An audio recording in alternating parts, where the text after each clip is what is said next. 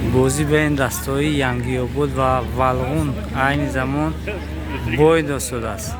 ینگی‌آباد یک برنامه دویم تاین نیاکو دویم تاین بسیار ما نفهمیده آمدیم.